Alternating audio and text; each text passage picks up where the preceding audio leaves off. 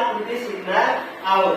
वेद आकृती म्हणजे काय? अशा आकृत्यामध्ये आकृत्या मिक्स असतात आणि याच्यावरून आपल्याला प्रश्नांची उत्तरं द्यायची असतात. आता इथे मी जी आकृती काढलेली आहे त्या आकृतीमध्ये हा काय आहे? चौरस किंवा चौकोन. तर या आकृतीमध्ये गहू खाणारे लोक आहेत, बरोबर.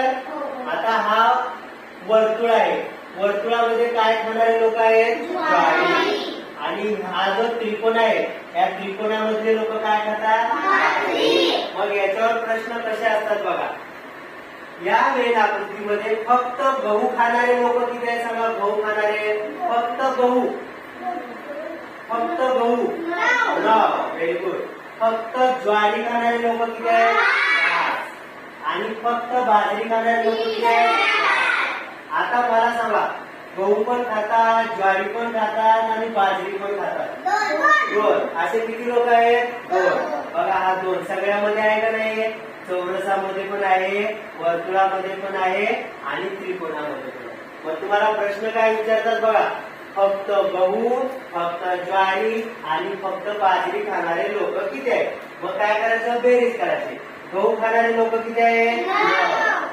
ज्वारी खाणारे लोक किती आहेत? 5. आणि फक्त बाजरी खाणारे किती आहेत? 5. मग सगळे मिळून किती लोक झाले? 18. समजलं का नाही? आता इथं बघा, मग नंतर काही काही वेळेस असा पण प्रश्न विचारतात की फक्त गहू